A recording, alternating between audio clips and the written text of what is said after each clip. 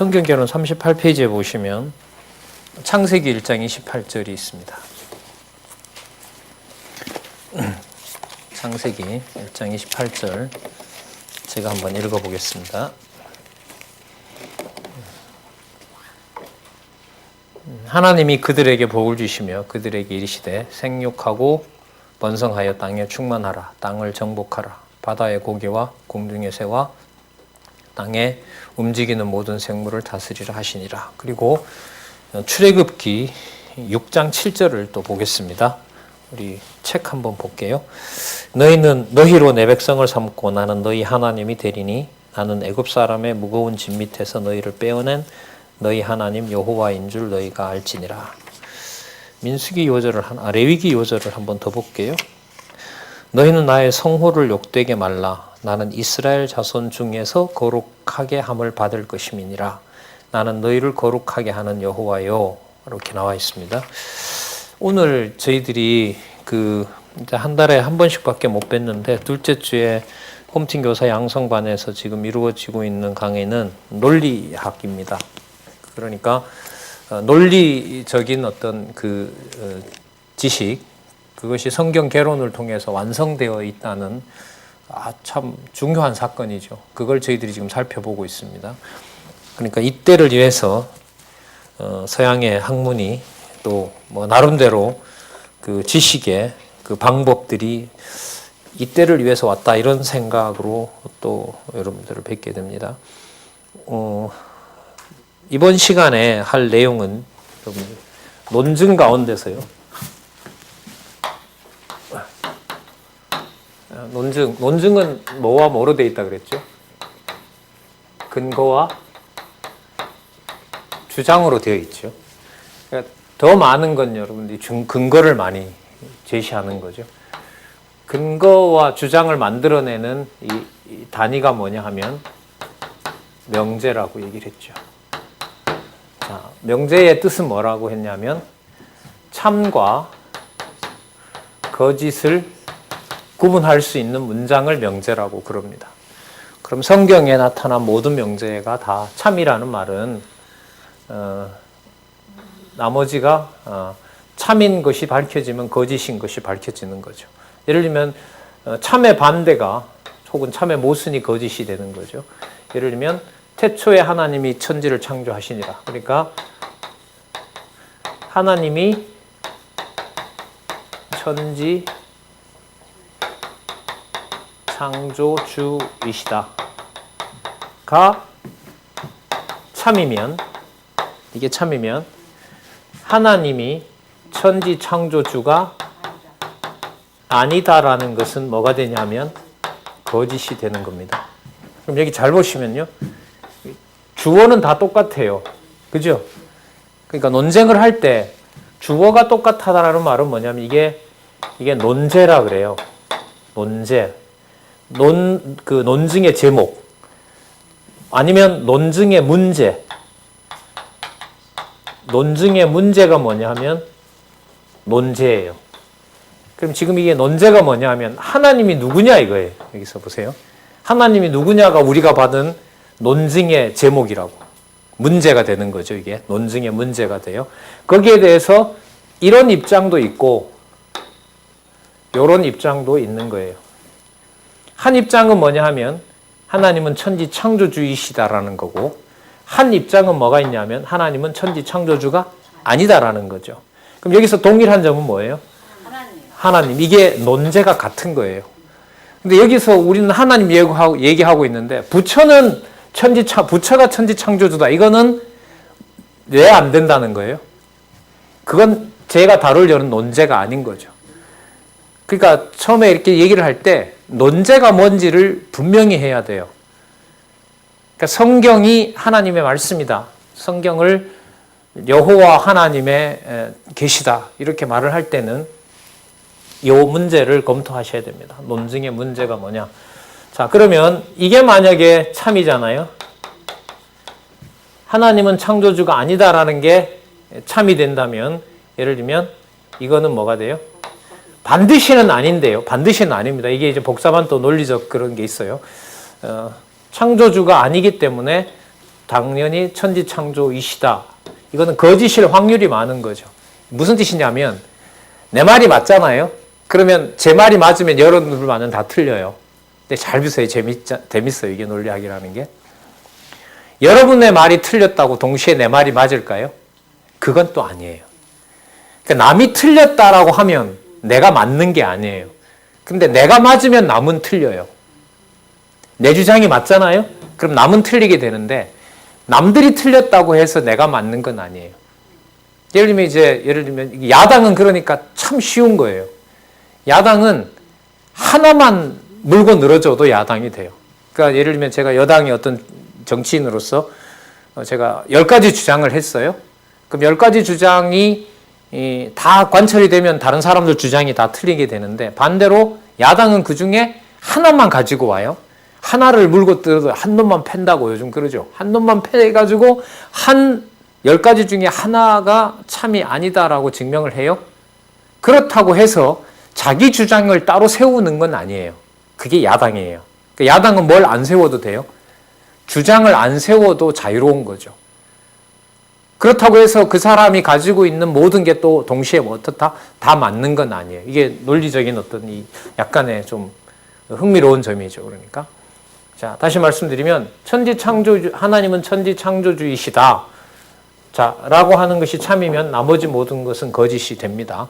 어쨌든 상반된 관계에 있는 거예요. 자, 이게 참이게 되면 이게 거짓일 확률이 있는 거고요.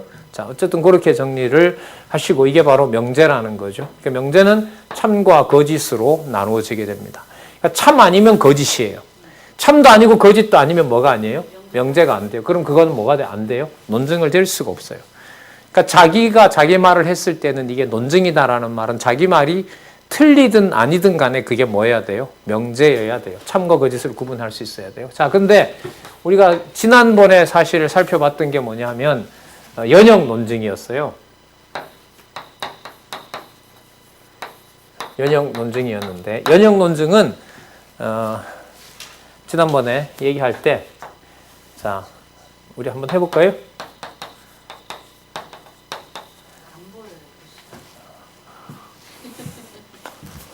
이게 안 보인다고요? 아, 다시 그냥.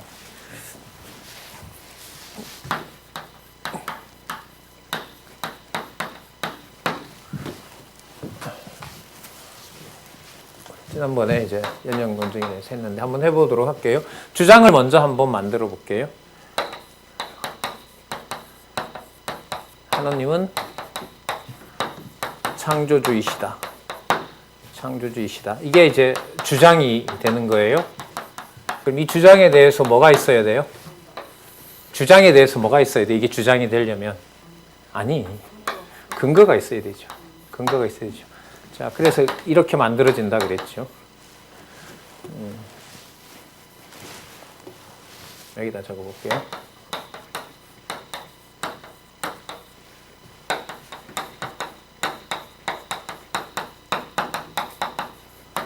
여기다가 이제 똑같은 말을 넣어야 돼요. 여기는 수로 자리이기 때문에 이다 이런 걸로 끝나야 되고 여기는 주어 자리이기 때문에 있는 이가가 들어가요. 그러니까 요게 같아야 돼요. 뭐가 있을까요? 하나님은 창조주입니다. 그 근거가 뭐냐라고 물으면 근거가 여기에 있는 거죠.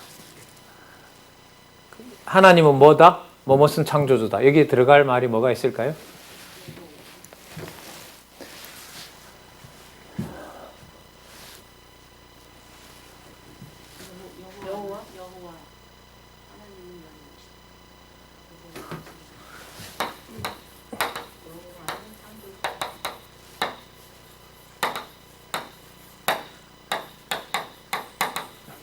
자, 이렇게 되면 하나님이 창조주인 거는 뭐 때문에 그래요?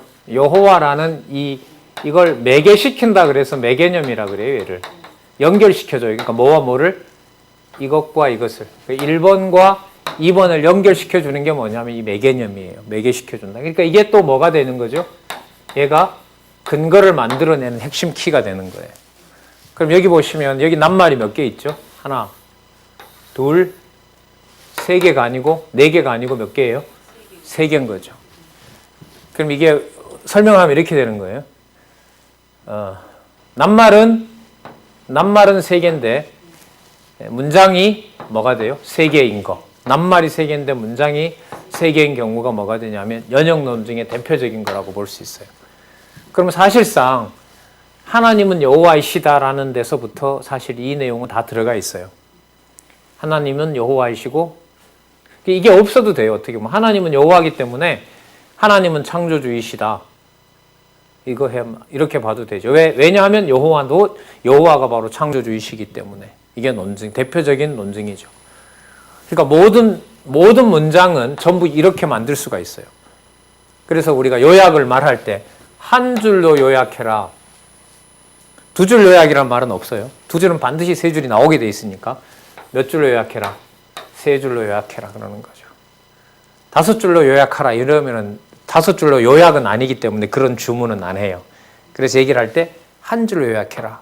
세 줄로 요약해라. 한 줄로 요약하라는 말은 간단하게 세 줄로 뭘 만들어내라? 논증 구조를 만들어내라 이거죠. 논증 구조라는 말은 근거와 주장이 들어가 있는 거예요. 이게 지켜져야 우리가 사용하는 말이 됩니다. 말이 되려면 이 규칙을 꼭 지켜야 되는 거죠. 자, 그럼 여기서는 우리가 지난번에 했던 게 이게 전부 명제잖아요, 이게. 맞죠? 그러니까 세상의 명제는 두 가지 용도가 있어요. 무슨 용도가 있냐 하면 주장으로 쓸 수도 있고 뭐예요? 근거로 쓸 수 있어요. 다시 한번 해볼게요. 모든 문장은 명제가 될 때 뭐가 될 수 있어요? 참과 거짓이 돼요. 물론 여러분 이런 기준도 2300년 전에 그리스의 아리스토텔레스라는 철학자가 만들어 놓은 문법이에요. 그런데 이제 이 규칙대로 따라해야 뭐가 돼요? 말이 되고 사람들에게 설득력이 있기 때문에 그렇게 따라가는 거지. 사실 하나님의 말씀은 이걸 사실 넘어서는 부분이 있어요. 예를 들면 여러분 시편 19편 기억나시는지 모르겠는데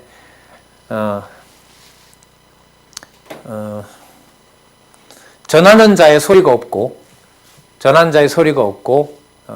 언어가 없어도 날은 날에게 말하고 밤은 밤에게 말한다. 그 구절 생각나세요? 한번 읽어보세요. 시편 19편 1절.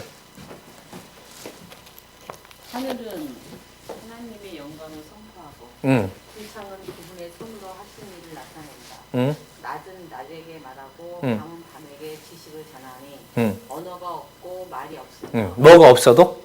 언어가 없고 말이 없으며 또 그들의 음성이 들리지 않으나 음성도 없어도 그 소리가 온 땅에 퍼지고 누구의 소리? 하나님의 소리가 그 말씀이 세상 끝까지 이르는 그러니까 하나님의 말씀은 말도 필요 없고 언어도 필요 없고 음성도 필요 없는 거죠. 그걸 넘어서 있는 게 뭐냐면 하나님의 계시인 거죠. 그러니까 이렇게 표현하는 문법적인 것은 어떻게 보면 받는 우리 입장에서 보면 엄청난 선물인 거죠. 왜? 천둥 치면 우리가 하나님 계신다고 모르잖아. 근데 글로 저렇게 어떻게 하니까? 적어주니까 가능한 거죠. 그럼 글로 적었을 때는 어떤 규칙을 따라야 돼요? 이것도 좀 그런데 아리스토텔레스가 만들어 놓은 게 아니에요, 이건. 아리스토텔레스라는 어떻게 보면 참 전형적인 대학 교수가 말이 되는 것과 안 되는 것을 국리를 한 거죠. 그래서 말이 되는 것의 규칙을 찾아냈어요. 2300년 전에. 그게 바로 뭐냐면 우리가 지금까지 불리고 있는 논리학이라는 거예요. 형식 논리학이라고 하는 건데 만들어낸 건 아니고 있는 질서를 찾아낸 거죠. 법칙을 말로부터.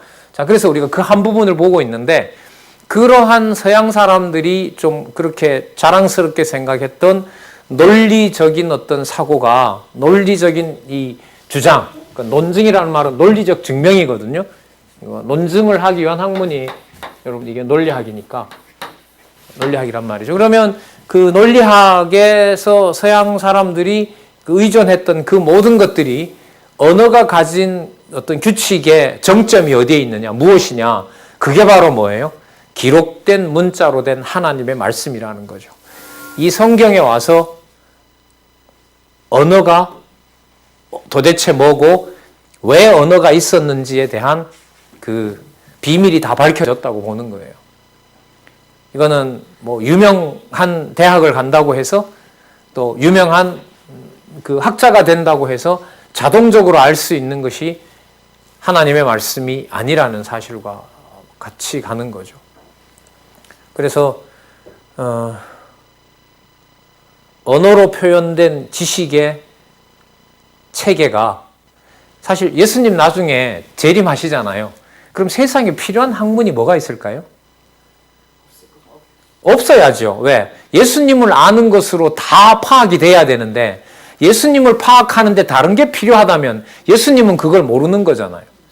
예수님을 알므로 해서 다른 게 다 필요가 없는 거죠.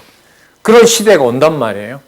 그럼 그걸 지금 뭐와 연관시키면 예수님께서 약속하신 성령께서 오셔서 뭘 기록하셨어요? 성경 계시 기록을 완성한 거예요. 그럼 그 일이 지금부터 장차 이루어질 일이 지금 뭐예요? 이 성경과 함께 뭐 된 거예요? 시작이 된 거예요.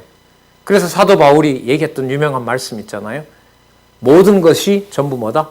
배설물로 여긴다는 거예요. 그것을 가지고는 그리스도를 알 수 있는 지식이 없다는 거예요.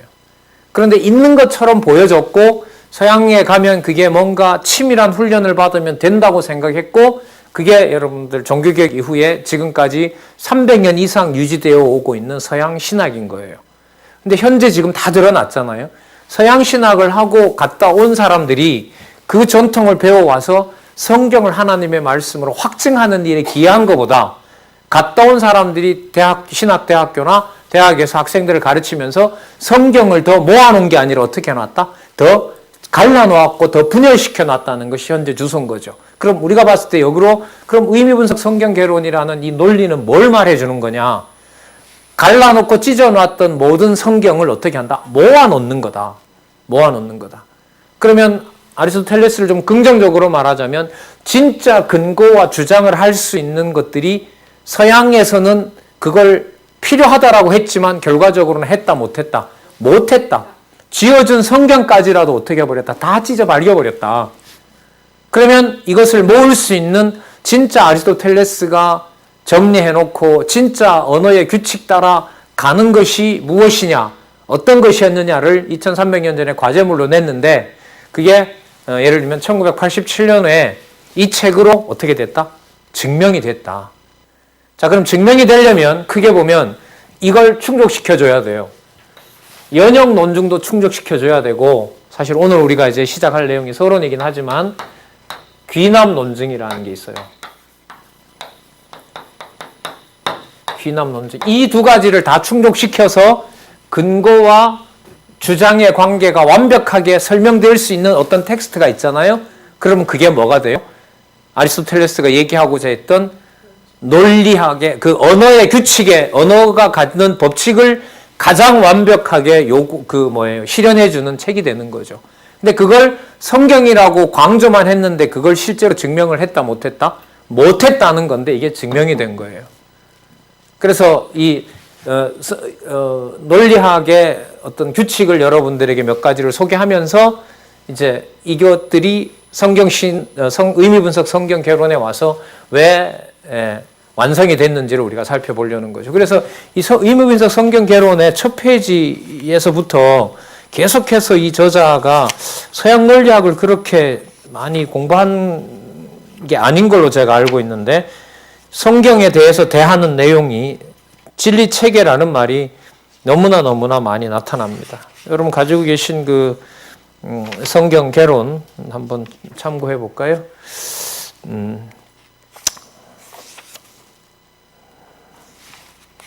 자, 8페이지 한번 보시면요. 이게 이제 1987년도 판에는 많이 강조는 하지는 않았는데 사실 여기도 많이 등장하죠. 4페이지에 한번 보시면은요. 4페이지에 보시면 여기 등장하죠.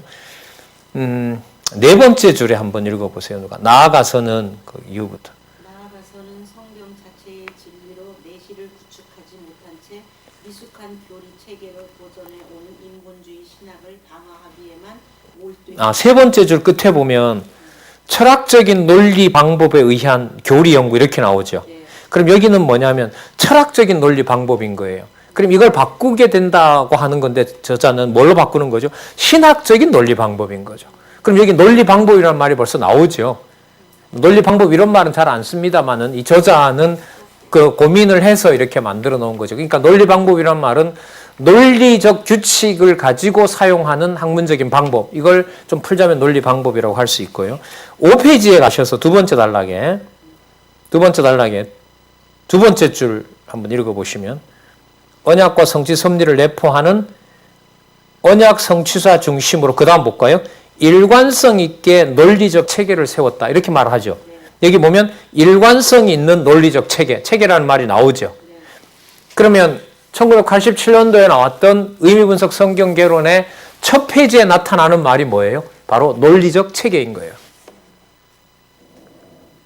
이런 게 이제 그 논리학을 좀 들여다본 저 같은 사람한테는 참 신선하고 충격적인 거죠. 8페이지에 보면 두 번째 단락 첫 번째 줄 한번 읽어보시기 바랍니다. 성경은 하나의 진리 체계입니다. 또 체계라는 말 나오죠? 그 다음 단락 첫 번째 줄에 볼까요? 성경은 그렇죠. 진리 체계이면서도 어떻게 된다? 구조적 이해. 이 성경 개론을 여러분들이 지참하셔야 나중에 이 논리학이 지나고 나면 그 모든 요구를 이 책을 첫 페이지부터 폈을 때 알고 있는 구조적 이해 방식으로 이 내용이 다 들어오게 돼요. 그러니까 번거로우시더라도 올해 뭐 9월, 10월이니까 10월, 11월, 12월 세 번밖에 안 남았네. 진짜 너무 갈증이 나는데 여러분들의 요구가 있게 되면 이제 또 하도록 하고요. 그 성경은 구조적 이해를 해야만 된다. 그 다음 문장에 한번 줄에 읽어보실래요? 그다음요? 예, 문장 읽어보세요. 쭉. 그러기 위해서는 성경을 부분적으로 접근해서는 안 되며 전체적인 조망하에 구조적인 연구. 자, 이거 뽑아낼게요. 전체적 조망에 의한 구조적 연구. 이게 상당히 고도의 말입니다. 이게. 그죠? 전체를 봐야 되고 그 전체를 어떻게 구조적으로. 그러니까 구조적이라는 말은 옆으로 간 논리적 흐름보다가 위로 올라가는 거라 그랬죠. 그죠? 그러니까 본문의 수천 가지 사건의 연결고리, 이게 논리적 흐름이고요. 예를 들면 창세기 1장에서부터 36장까지 논리적 흐름을 잡으면서 그걸 위로 올라가는 게 바로 뭐냐면 구조적 연구인 거죠. 그러니까 논리적 흐름을 따라가는 것과 무슨 연구? 구조적 연구는 바느질로 보면 실줄과 날줄이 그래야 직조물이 만들어지는 것하고 똑같다고 보면 되겠죠. 9페이지에 가셔서 두 번째 단락의 첫 번째 문장 한번 읽어보시겠어요? 그러나 이것들을 아니 9페이지에 두 번째 단락 본서는 거기. 본서는 성경을 전체적으로 이해하도록 그리고 성경의 각 권이나 부분들이 단일한 의무의 흐름 속에 구조화되어 있음을 보여주도록 도움을 주려는데 최선의 거기 보면 단일한 의미가 구조화 다음에 또 따라 나오죠. 그러니까 구조화가 안 되면 무슨 의미가 안 나와요? 단일한 의미가 안 나와. 다양한 의미가 나오면 끝나는 거예요. 그게 설교가 이른바 뭐예요? 다양하게 그냥 자기 하고 싶은 소리를 하는 거지 않습니까? 자, 그리고 33페이지에 가시면 이게 상당히 무게가 있는 이 단락인데 쉽게 이렇게 풀어내기도 어려운 말들이 여기 많이 나오거든요. 33페이지 첫 번째 문장부터 한번 읽어보시기 바랍니다. 성경은 하나님께서 인류에게 자기를 특별히 계시해 주신 살아있는 하나님의 말씀이며 그 다음 문장 보세요. 하나님에 대한 구체적인 지식을 얻을 수 있는 유일무이한 진리책입니다. 무슨 말이 나오죠 여기? 진리체계. 제가 한번 써볼게요. 이게 전부 우리 수업하고 뭔 관계가 있는지. 자, 그 다음 또 읽어보시겠어요? 그러므로 성경은 일반적으로 흔히 보고 들을 수 있는 어떠한 사상 체계나 철학적 이론이 아니며 종교적인 또는 도덕적인 교훈서도 아니다. 종교 도덕적 교훈서가 아니라는 거죠. 그 다음에 성경은 그 내용이 통일성에 있는 일관 또 나와요. 자, 뭐가 나와요? 통일성 나오죠. 그 다음 또 뭐가 나오죠? 일관성 나오죠. 일관성에 의한 무슨 체계? 자, 진리 체계가 뭐로 바뀌었어요? 이게 이렇게 되는 거죠. 그러면 이게 같은 말이거든요. 그러니까 논리적으로 충분하지 않으면 논리적으로 충분하기 때문에 성경은 뭐다? 진리 체계다. 진리 체계다. 체계라는 것 속에 여러분들 뭐도 들어가냐면 논리적 흐름과 구조적 이해가 같이 들어가는 거예요. 아셨어요? 그러니까 성경을 어떻게 봐가고 사건을 그 순서대로 봐가고 이게 취약하잖아 우리가 아직도. 웃을 일이 아니에요 권사님. 이게 몇 끼를 굶어야 될 정도로 심각한 문제인 거예요 이게. 그래서 이번에 어디 가서 이제 우리가 우리 성경신학 번역하겠다는 그분들한테 가서 조금 뭐 위안은 아니고요. 조금 확인해 본 게 뭐냐면 성경 내용을 어느 정도 다른 데 비해서 많이 알아요. 그냥 그걸 훈련시킨 목사님이 성경을 많이 읽고 뭐 6독, 7독 이렇게 많이 했기도 했더라고요. 근데 문제는 어디서부터 넘어지느냐? 열왕기부터예요. 권하는 사람도 있잖아요. 자기가 열왕기, 역대기, 뭐 시가서 그런 내용을 모르면은 자기가 적극적으로 읽으라고 권할 수가 있어요, 없어요? 없죠. 양심상 할 수가 없는 거예요. 나도 통독 10번 했으니까 제자인 너도 10번 해라. 그게 굉장히 무책임한 거란 말이죠. 그러다 보니까 여러분 앞부분 하다 보니까 한 수백 명의 목회자들이 와서 강의를 했대요. 와서 창세기 출애굽기 하다가 끝나고 또 창세기 출애굽기 하고 끝나고 그러다 보니까 성경을 안 읽어도 성경 내용을 아는 것처럼 보이는 거죠. 근데 우리는 여러분 사무엘상까지 가야 되고요. 열왕기 끝나야 되고 반드시 어디로? 역대기에서 에스더서까지 가는 그것을 예수님이 말씀하신 나에 대하여 증거하는 것이로라는 걸로 딱 마감을 시켜야 되거든요. 그걸 가지고 있기 때문에 우리는 뭐라고 할 수 있어요? 성경 읽어야 된다라고 이제 여러분들에게 죽어라고 얘기를 했는데도 잘 안 되고 있어요. 하나님 하시겠지만은요. 자, 그래서 여러분 논리적 흐름과 뭐예요? 구조적 이해가 바로 뭐와 연관돼요? 진리 체계, 논리 체계. 좀 더 읽어보세요. 그러면 가지고 있으며 성경은 그 내용이 논리가 든가? 첫 번째 문장 끝에 일관된 논리 체계를 가지고 있으며 그 논리에 대한 뭐가 분명하다? 근거가 나오죠? 또 나와요. 보세요. 근거 마련 이거 중요하죠. 또 그 다음 문장.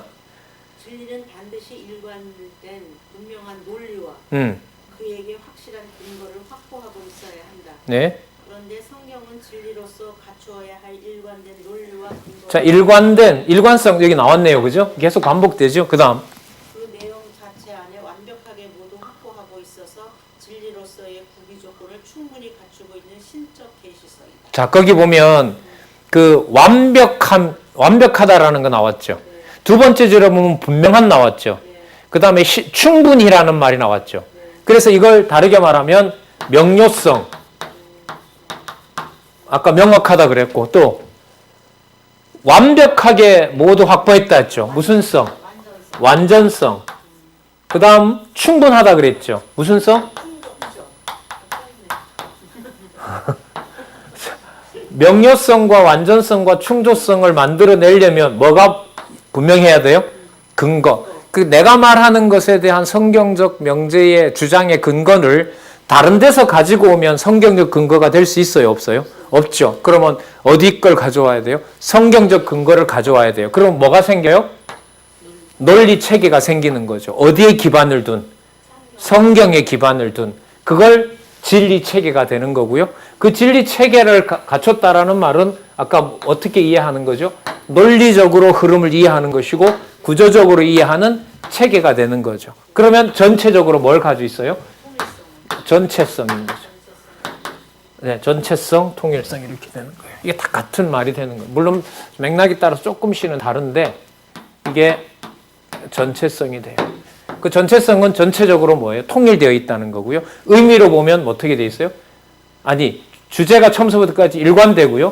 의미로 아까 얘기를 하면 의미는 왔다 갔다 하는 다양성이 아니라 뭐예요? 단일성이 되고. 그래서 이 첫 페이지를 어디 가서 제가 강의를 했더니까 개론이 이제 너무 쉬운 거라 생각하고 편안하게 들어왔다가 지금 여기 보세요. 이 한 말들이 이게 다 재미없는 말이잖아요.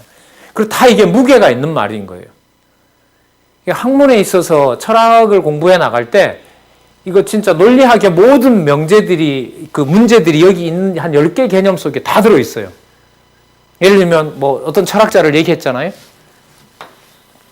통일성이 있느냐 그 사람. 예를 들면 플라톤이다 소크라테스라는 사람이 나왔어요. 그럼 그 소크라테스의 사상이 전체성을 가지고 있느냐. 전체성을 가지고 있다는 말은 뭐냐면 자기 시대뿐만 아니라 모든 인류의 고민을 받아내기에 충분하냐 그게. 자기 시대만 그냥 자기만 얘기하고 간 거냐. 통일성이 있는 거냐. 처음부터 끝까지. 그 다음에 일관성이 있느냐. 단일한 의미를 가지고 있느냐.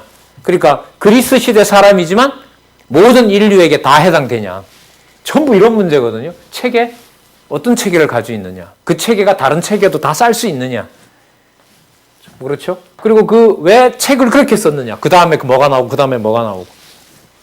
이런 면에서 여러분 성경을 따라올 책이 없는 거죠. 다른 텍스트를 사면 우리 텍스트 읽는 훈련도 되는 거예요, 사실 이게. 왜 그거 다음에 그 내용이 어떻게 보면 소설이나 이런 데 나오느냐. 근데 그게 자기 나름대로 의도한 거지만 그걸 통해서 우리가 여호와 계시를 알 수는 없잖아요. 칼빈의 책을 읽는다든지 다른 신학자의 책을 읽는다고 해서 그것이 논리적 연결성을 가지고 또 미완된 책들이 또 많기도 하고요. 칼빈도 끝까지 못 썼어요. 그러니까 강의를 끝까지 못했으니까 필사를 끝까지 못한 거예요. 왜? 요한계시록을 강의를 강문집이 안 났다는 말은 요한계시록을 강의를 못한 거죠.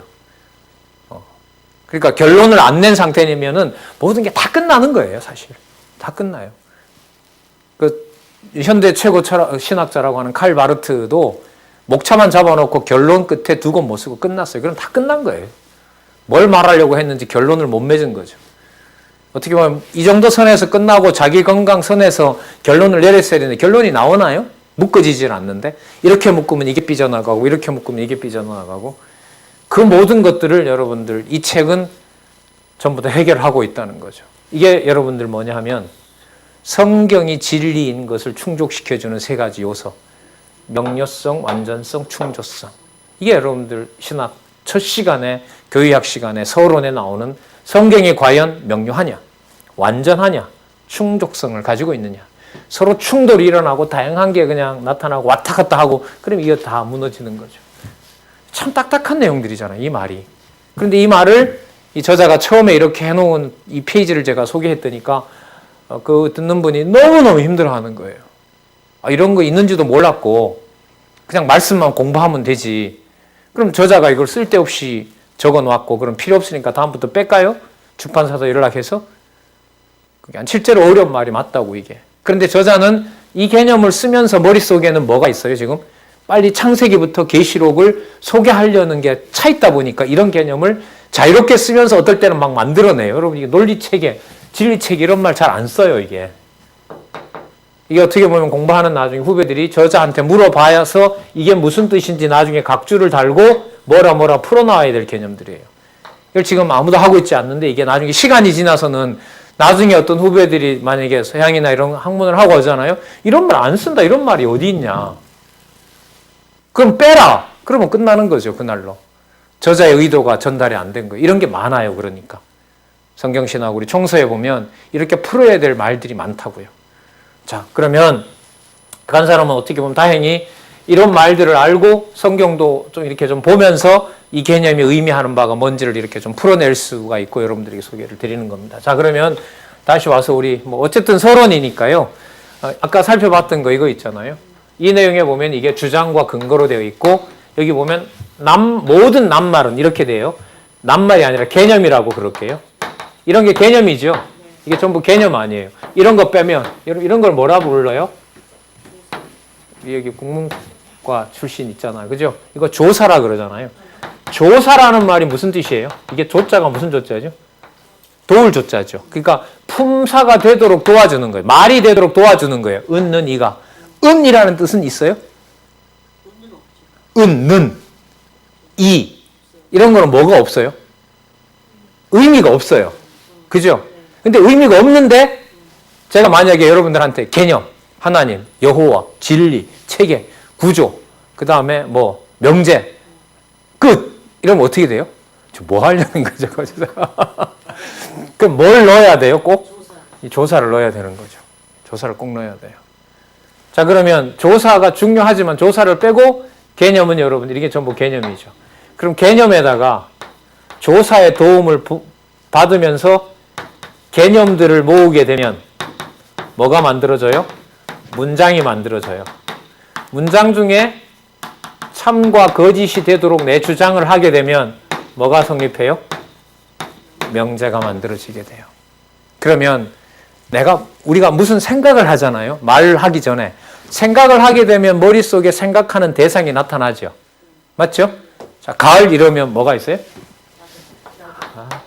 가을. 홍시. 자, 가을 하면 홍시가 연상이 됐는데 이 두 가지 개념이 머릿속에 떠올랐다 해서 내 생각이 정리된 거 아니에요. 이미지로는 두 개가 들어왔다고. 그럼 이걸 가지고 예를 들면 홍시가 가을이다 이래 만들었어요. 말 안 되죠. 그렇다고 가을은 홍시다. 이건 돼요, 안 돼요? 이래 가지고는 또 안 돼. 이게 문장이 안 된다고. 다른 사람이 그걸 예스하고 못 받아들여요. 그럼 얘를 가지고 뭐예요? 조사를 동원해서 이걸 그 사람과 소통할 수 있는 문법에 맞게끔 만들어내야 돼. 맞죠? 그럼 보세요. 우리의 머릿속에 지적인 이 욕망이라는 게 이미지를 떠올려서 그걸 뭘로 대치시켜요? 개념. 여기 계신 우리 성도님들이 생각하는 가을과 제가 생각하는 가을은 다르겠죠. 성도님들이 본 홍시랑 제가 본 홍시가 다르죠. 근데 일반적인 그런 유형을 가지고 있는 걸 뭐라 불러요? 개념이라고 그래요. 경험한 것은 다른데 그런 것들을 일반적으로 동일하다고 받아들여줘요.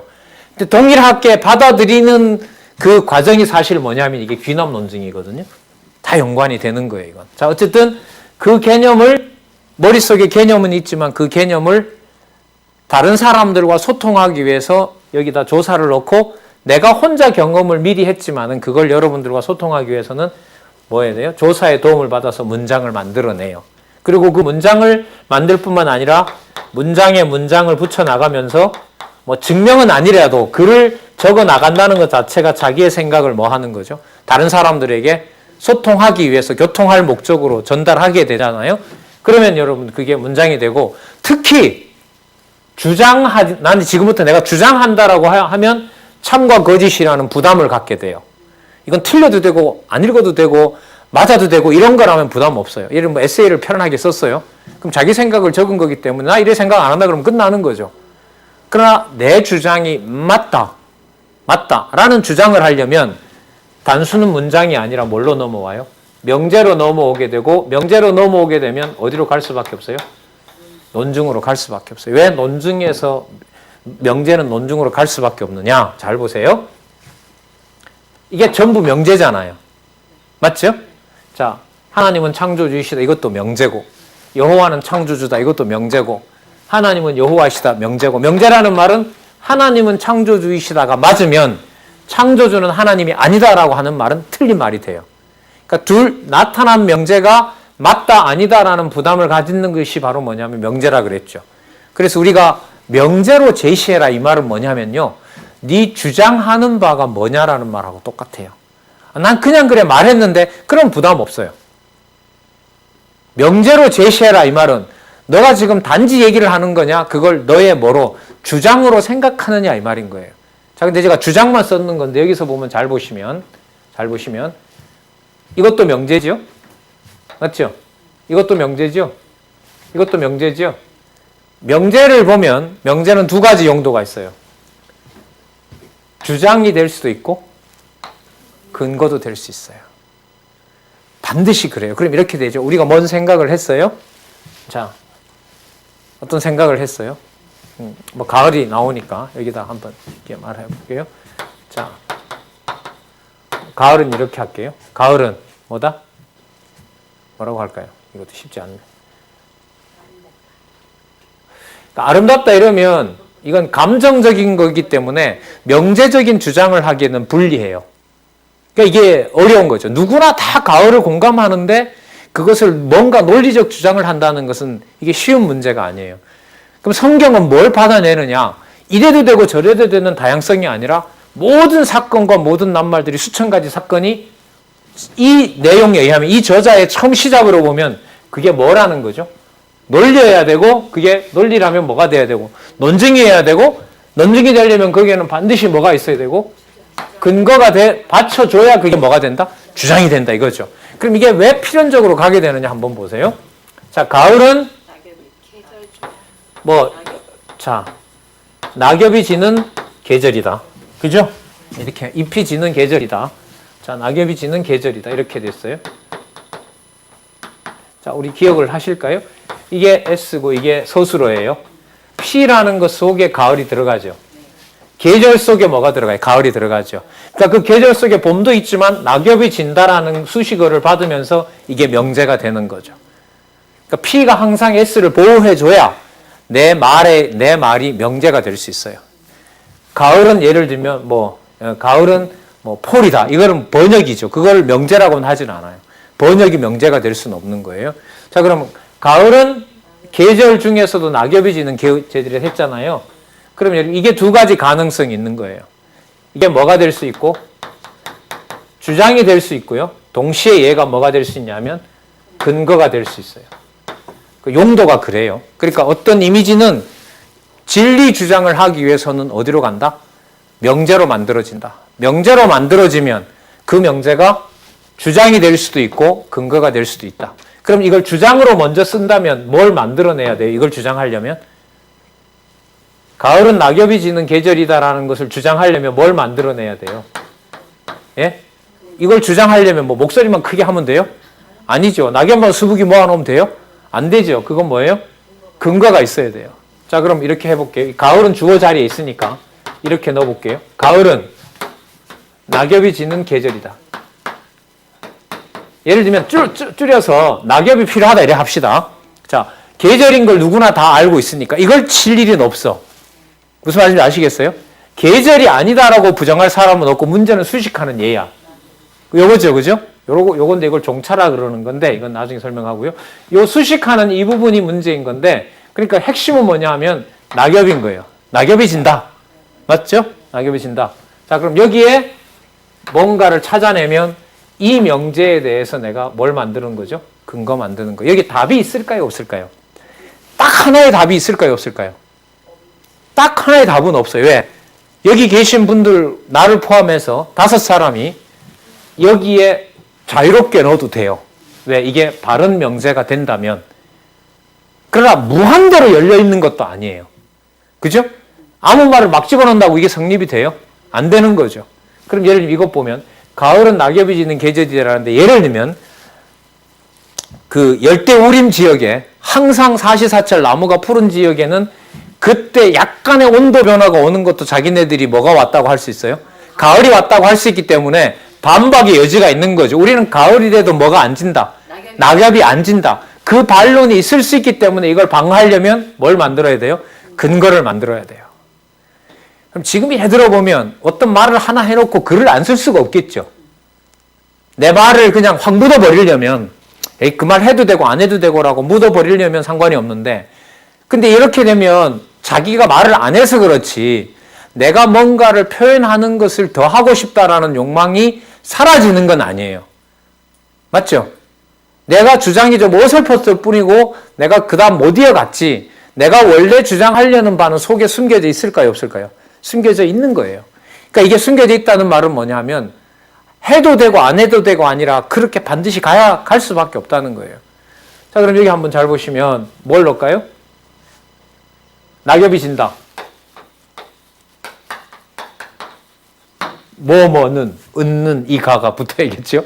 뭐뭐은, 뭐뭐가, 가을은 또 뭐다?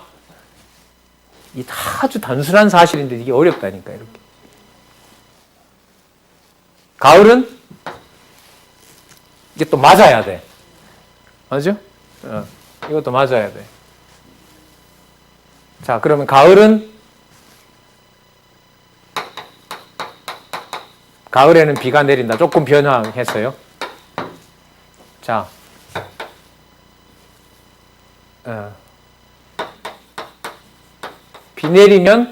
비가 내린다는 것은 뭐다? 낙엽이 진다는 신호다. 그럼 어쨌든 여기서 매개념을 잡은 건 뭐죠? 비가 내리는 거. 비가 내리는 어떤 상황을 가지고 어쨌든 억지로 이렇게 연결을 시켰어요. 자, 그럼 여기에 이렇게까지는 봐줄런지는 몰라도 막 갖다 집어넣으면 안 된다고, 여기다가. 그러니까 정해져 있는 건 아닌데 뭐는 없어요? 무조건 막 들어가도 되는 게 아니에요. 그게 바로 논리학에서 내 주장을 그래 말없이 얘기해라. 마음껏 얘기를 해라. 하지만 다 들어오는 게 아니다. 그 논문이나 이런 걸 왜 쓰냐 하면은요. 네 주장을 말해라. 마음껏 해도 좋은데 이런 규칙이 있는 거예요. 그 말 한마디 한마디를 다 증명을 하려면 거기 막 들어가는 게 아니니까 내가 못 찾는다고 하니까 네가 한번 찾아와서 우리한테 소개해봐라. 이른바 그걸 뭐냐면 학문적인 발전, 무슨 학술 대회 이렇게 얘기를 하는 거예요. 그 성경을 두고 우리가 예를 들면 창세기부터 계시록까지 나타난 부분에서 그게 그 얘기 같고 뭐 맨날 창세전 얘기하고 맨날 구약 신약의 연관성을 얘기한다고 하지만 그게 다 같은 경우가 아니에요. 무슨 뜻이냐면 하나님이 하나님 백성에게 이 내용으로 말하면 가을이 낙엽이 지는 계절일 수밖에 없다는 내 주장을 만들기 위해서 여기에 뭐예요? 정답은 없지만 막무가내로 막 넣어서도 안 된다 그랬죠. 마찬가지예요. 내가 살아가는 것은 하나님의 정하신 뜻이 이루어지는 거다. 다 맞아. 여기다 넣을 수 있어요. 그런데 어떤 근거로 나를 살게 하는 거냐는 것은 다 답이 달라요. 그러나 다르다고 해서 자기가 무조건 갖다 넣어도 안 돼요. 그럼 제가 뭘 말하려고 하는 거냐? 진리 체계를 만들어서 바른 진리 주장을 하는 것을 누가 하실까요? 이걸 누가 찾아낼까요? 이걸 여호와 하나님이 하세요. 이걸 지적으로도 생각나게 하고, 그래서 이 저자의 어떤 이렇게 활동을 할 수 있는 근거가 뭐냐라고 진짜 물으면 누가 하셨다? 하나님이 하셨다라고 하는 게 이거예요. 아리스토텔레스는 이걸 네가 찾아라. 우리가 찾을 수 있다. 그런 거지만 아니죠. 그러니까 성경이 하나님 말씀입니다. 이 똑같은 구조에 넣을 수 있겠죠. 그죠? 성경은 하나님 말씀입니다. 그럼 뭘 찾아내면 돼요? 근거를 찾아내면 되잖아요. 그럼 여기에 근거를 만들어내는 이 연결고리가 있어야 될 거 아니에요. 이 연결고리를 우리가 찾아낸다고 하면 인본주의고요. 이걸 여호와께서 찾게 하셨다 이러면 신본주의인 거예요. 그러니까 인본주의도 3단 논법, 자 이게 이른바 3단 논법이에요. 3단 논증이라고 말하는 게 더 훨씬 낫죠. 그러니까 최소한의 말로 상대방을 아주 완벽하게 증명할 수 있는 거, 상대방을 완벽하게 설득할 수 있는 거, 그 비밀의 모델이 바로 뭐냐면 1단, 2단, 3단인 거예요. 2단은 안 돼요. 1단은 뭐만 가능해요? 주장만 가능해요. 그 주장에 대해서 물을 거 아니에요. 그 주장의 근거가 뭐냐 이런 묻는단 말이죠. 그걸 최소한 충족시켜 줘야 상대방이 내 주장을 받아들이는 거예요. 뭐와 함께? 근거와 함께. 그래서 여러분들 이걸 우리가 찾아낸다. 내 지성으로 찾아낸다. 인류가 과학기술을 발전시켜서 찾아낼 수 있다. 이래 보면 이제 과학자들의 낙관론이 되는 거예요. 지식 낙관론이 되고, 이걸 우리가 무한히 개발하면 신이 할 수 없었던 영역도 인간이 다 할 수 있다. 그러면 이게 뭐가 돼요? 극단적인 인간적 낙관론이 되는 거죠. 아니다, 못한다.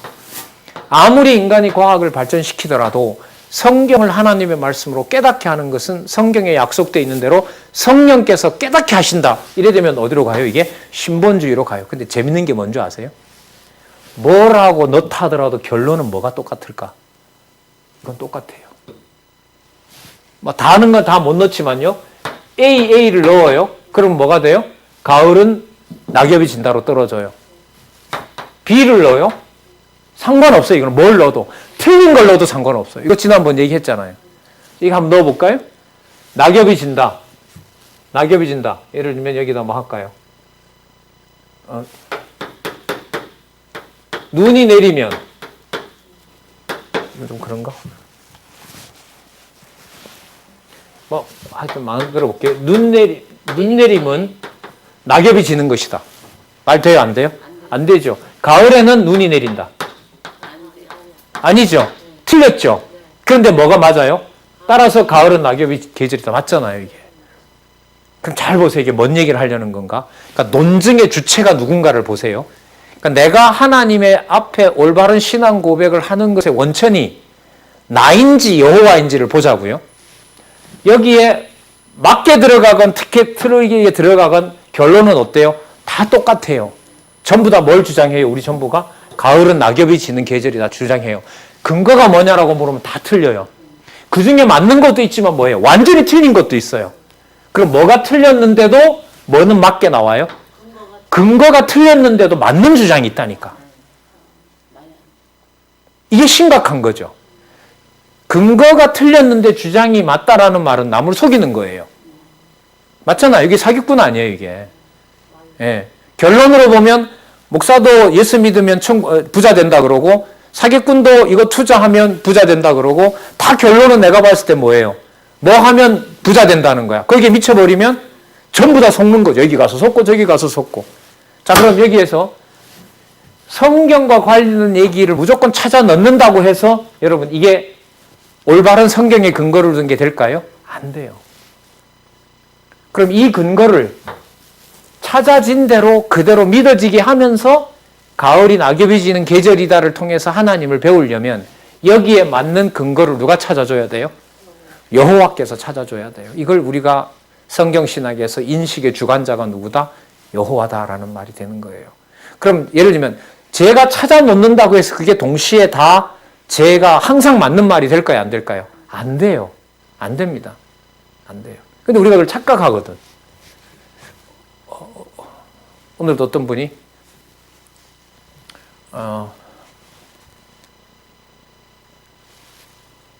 뭐 성경과 관련 얘기를 하다가 성경이 여러분 하나님 중심이잖아요. 사건들이. 그죠? 도덕적인 걸로 성경을 풀어갈 수가 있어요? 없어요? 절대로 없잖아요. 근데 이런 하나님을 어떻게 우리 자꾸 이렇게 좋아하게 되냐? 이게 제 질문을 던졌거든요.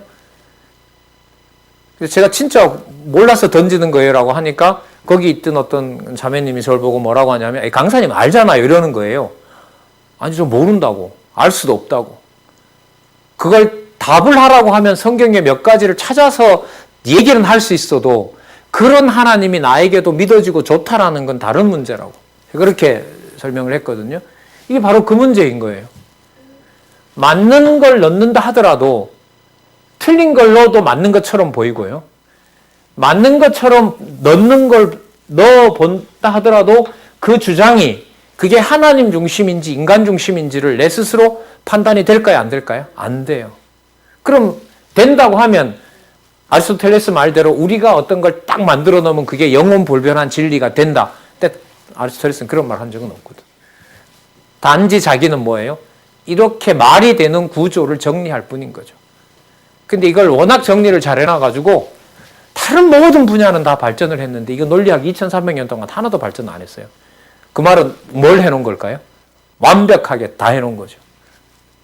그래서 이 규칙을 응용해서 토론할 때 어떻게 쓸까? 그 다음에 뭐 글을 쓸 때 어떻게 쓸까? 어떻게 제목을 붙일까? 여기서부터 이제 끌어내서 각자 지역적인 학문 방법론으로 만드는 거죠. 그럼 방법론이 아무리 정교하다 하더라도 그걸 통해서 어떤 창조주, 우주의 본질, 세계의 비밀 그런 것을 뭐 할 수는 없어요. 담아낼 수는 없어요. 전해줄 수는 없어요. 그래서 이렇게 가다 이게 또 깨질 수도 있고요. 그런 것들을 우리가 귀남 논증에 가서 이제 또 살펴볼 수가 있어요. 살펴볼 수가 있어요. 그래서 지금 여기 보시면은 자 정리를 하도록 할게요. 모든 개념은 머릿속에 들어갔을 때 누구나 다 진리 주장을 하고 싶어 한다. 자기가 말을 하면서 내 말이 지금 틀렸다고 말하는 사람이 있을까요? 없을까요? 야, 지금부터 내 말 들어봐. 지금부터 하는 말이 다 거짓말이야? 그리고 뭐라 쭉 해요. 그리고 난 다음에, 지금부터 하는 말이 거짓말이야. 그리고 쭉 얘기해요. 이렇게 말을 하는 사람이 있어요? 없어요? 없어요. 말하는 사람은 자기 머릿속에 생각된 것을 이 말은 틀렸다라고 말하는 사람은 아무도 없어요. 내 말이 어떻다? 맞다. 그게 바로 뭐예요? 이게 명제예요. 누구나 다 뭘 만들어 보고 싶어 해요? 명제를 만들어 보고 싶어 해요. 그럼 명제를 만든다는 말은 내가 참이라고 주장하려는 거잖아요. 그럼 참이라고 주장하려면 반드시 한마디 이상이 붙어야 돼. 그걸 뭐라 불러요? 근거라고 불러요. 자, 근데 근거를 만들어낼 때 이 3단 논법에서 보면 근거가 틀려도 뭘처럼 보이는 게 있다? 주장이 뭐처럼 보인다? 맞는 것처럼 보인다. 이건 속임의 문제죠. 그러면 우리가 어떤 말이 맞는지 안 맞는지 그 주장이 맞는지 안 맞는지를 확인하려면 그 말 자체로 분석하면 안 되죠. 숨어있는 예가 뭔지를 찾아내야 되는 거예요. 무슨 말씀인지 아시겠어요? 이건 표면적이잖아요. 가을 여기 있죠? 낙엽이라는 거 여기 있잖아요. 이건 뭐예요? 숨어있는 거예요. 여기다가 뭘 숨기는 거예요. 자, 예를 들면 눈 내리는 것은 낙엽이 진다? 가을에는 눈이 내린다. 이렇게 되면 이거 틀린 거 맞죠? 그러면 눈 내리는 이게 뭐가 되는 거예요? 틀린 거죠. 그럼 뭐가 틀린 거예요?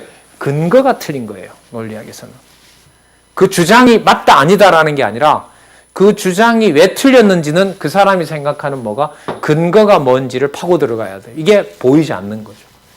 그럼 사도 바울의 말을 좀 굳이 인용하자면 이 보이지 않는 세계의 근거를 바울이 빌립보서와 특히 골로새서에 보면 하나님께서 지혜와 총명의 정신을 주사 깨닫게 하시기를 원하며 감사하게 하시기를 원하노라. 그게 무슨 문제죠?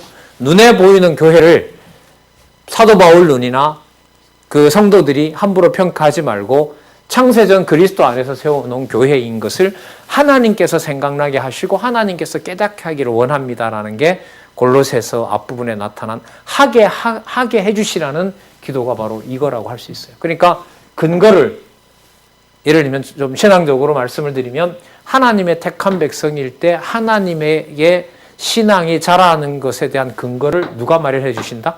하나님께서 마련해 주신다. 이거예요. 그래서 개론 앞부분에 나타났던 이런 좀 논리적인 것과 연관된 모든 개념들이 결국은 이 책을 통해서 밝혀주고자 하는 10단계라는 게 그 근거를 물어갈수록 자, 성경에서부터 시작해서 그 성경에 들어가면 들어갈수록 그걸 누가 주관해 가신다? 성령께서 주관해 가신다. 더 올라가면 창세전에 언약하신 대로 뜻이 하늘에서 이루어진 것이 땅에서 이루어진다라는 정확한 한 땅에서 이루어지는 것, 근거 어디에서 정한 것? 하늘에서 정한 것. 이 모든 구조를 여러분 이 성경이 창세기를 보나 계시록을 보나 다 충족시켜주고 있는 거죠. 그 내용 속에 여러분들 이것이 논리적인 규칙에 따라서 모든 논리를 전부 다 포괄하는 논리적인 내용의 완성과 같은 거라면 그 속에 여러분 연역 논증과 기남 논증이 나올까요? 안 나올까요? 당연히 나와야죠. 이거 다 이 모든 요구들이 성경 개론에 들어가면 여러분 전부 다 충족시켜 주도록 그렇게 구성이 되어 있습니다. 그래서 단순히 우리가 논리학을 배우는 것이 아니라 탁월한 진리 체계다. 주장에 대한 근거가 확실하다. 이걸 여기서 명료하고 진짜 명쾌한 거죠. 명쾌하고 그 다음에 명쾌하기 때문에 뭐예요? 완전한 거죠, 이게. 뭔가 의심이 없어야 되잖아요. 그게 하나님의 계시로서 충족된 거다. 이것도 다 연관되어 있다고 할 수가 있겠죠. 예. 그래서 일단 개론에 있는 개념으로 우리가 좀 한 두 달 보지 못했던 것들을 좀 이렇게 서론으로 말씀을 드리고요. 다음 시간에 와서는 그 좀 미리 여러분들 하나만 딱 숙제를 내면 우리 요절이 몇 개죠? 57개. 맞죠? 그리고 요한복음 5장 37절까지 나오면 58개. 58개 되잖아요. 57개의 요절, 창세기부터 계시록까지의 요절만 한번 보고요. 뭐 성경을 다 내용을 여러분들 한 번 읽은 분도 있고 두 번 읽은 분도 차이가 있겠지만 어쨌든 본인이 읽은 그 수준 내에서 범위 내에서 창세기 요절부터 요한계시록 요절까지 그 연결고리가 되는 개념들을 한번 찾아와 보세요. 예를 들면 아까 창세기 1장 28절 하고요. 출애굽기 요절에 연결고리가 되는 걸 나중에 있는 요절에서 찾는다면 뭘까요? 창세기 1장 28절에 하나님이 그들에게 복을 주시며 그들에게 이르시되 생육하고 번성하여 땅에 충만하라 땅을 정복하라 바다의 고기와 공중의 새와 땅에 움직이는 모든 생물을 다스리라 하시니라. 자, 6장 7절 출애굽기 너희로 내 백성을 삼고 나는 너희 하나님이니 나는 애굽 사람의 무거운 짐 밑에서 너희를 빼어낸 너희 하나님 여호와인 줄 너희가 알지라. 앞부분에 있는 개념을 뒷부분에서 가지고 온다면 나중에 있는 데서 연결고리가 나오겠죠. 그다음에 출애굽기 연결고리가 있으면 민수기 가서 그 출애굽기 관련된 요절을 찾아주고 그 뒤로 가면서 계속 연결고리가 만들어지겠죠. 뭐죠? 하나님 이런 글자 말고 그 내용으로 좀 들어가서 보면 백성, 그렇죠? 백성 앞에는 뭐로 나와 있어요? 생육하고 번성하여. 이게 백성이 담겨 있는 의미인 거죠. 그죠? 네. 자, 그러면 이 출애굽기의 이 내용을 그렇게 연결을 시킨다면 레위기서의 요절에 가서는 어떤 개념을 선택할 것인가? 그렇게 하고 요게 요절을 한 구절, 두 구절을 뽑아냈기 때문에 그 언저리에 있는 정도까지 우리가 찾아볼 수 있겠죠. 그러나 가능한 한 우리가 어느 정도 성경 내용을 알고 있기 때문에 그와 관련된 개념을 요절에서 좀 찾을 수 있으면 좋겠어요. 그걸 레위기부터 시작해서요. 요한계시록까지 한번 하실 만큼 한번 해보세요. 그 연결고리가 만들어지면 성경 개론의 요절을 가지고 귀남 논증을 통하여 성경이 하나님의 말씀이다라는 걸 내가 설명할 수 있다는 말도 돼요. 형식적으로. 그 고리를 찾아내지 못하면 귀남 논증은 이게 그냥 그런 게 있더라가 되는 거고요. 그걸 실제로 할 수 있고 그걸 설명을 해갈 수가 있으면 귀남 논증과 연역 논증이 이미 마무리가 된 거예요. 이런 이론들은 그때 그런 걸 해가면서 이게 이런 겁니다. 이게 이런 겁니다. 그리고 그게 얼마나 중요한지는 또 그때 가서 또 말씀드리도록 그렇게 할게요. 한번 찾아보시기 바랍니다. 그리고 그 연결고리는 예를 들면 창세기에서 출애굽 민수기 이렇게 나갈 때 지금 창세기에서 출애굽할 때 백성이라고 하셨잖아요. 예, 예. 그러면 출애굽에서 민수기 갔을 때는 또 백성이 아닌 다른 뜻도 우리가 알고 있기로는 뭐 3대 언약 내에서 이게 전부 이루어지니까 그와 관련된 것, 또 3대 언약의 궁극적인 목적인 뭐 여호와 뭐 이런 것들이 연결고리가 될 수도 있죠. 자. 그리고 좀 더 우리가 알고 있는 구조대로 들어가면 레위기서에 이게 연결고리가 된다. 왜냐하면 잘 보세요. 왜냐하면 출애굽기 19장부터 레위기가 신에서 언약 수립의 내용이기 때문에 그게 갖다 붙여주게 되면 내 주장이 그만큼 또 붙는 거죠. 그래서 이 요절이 이런 점으로 보면 뭐하고 관계된다? 출애굽기와 연결되는 개념이다. 이렇게 설명이 되죠. 이게 성경 공부를 하고 또 확인하는 하나의 방법이 전 된다고 봅니다. 자, 꼭 찾아오세요. 네. 예, 인터넷 보시는 분들도 자, 같이 한번 다음에 해보도록 하겠습니다. 이게 되면 나중에 이런 걸 귀남 논증이라 합니다. 그 귀남 논증이 이것이다라는 말은 뭐가 완성된 거죠? 이런 귀남 논증을 성경이 이미 그 내에 다 가지고 있다. 이렇게 가지고 있다. 막연하게 그러는 것이 아니라. 그래서 성경만 제대로 공부하면 쉽게 말하면 똑똑해진다. 세상의 어떤 학문에 대한 어떤 미련이 다 떨쳐지고 배설물이 맞다. 사도 바울 헛된 속임수다. 그걸 우리가 자신 있게 좀 확인할 수 있었으면 좋겠어요. 이 가을에 성경도 많이 읽으시고 연결고리도 찾으시고 그러셨으면 좋겠어요. 기도하겠습니다. 하나님 감사합니다. 좋은 시간 허락해 주시고 우리에게 주신 성경신학, 하나님 그 중에서도 성경을 전체로 논리적 체계로 완벽한 하나님의 말씀으로 볼 수 있는 하나님 귀한 선배 하나님 준비해 놓으시고 이 시대에 이렇게 풍요로운 가을을 맞이할 수 있게 해주셔서 감사합니다. 하나님 진리 더 사랑할 수 있도록 인도해 주시기를 원하오며 예수님의 이름으로 기도드렸습니다. 아멘.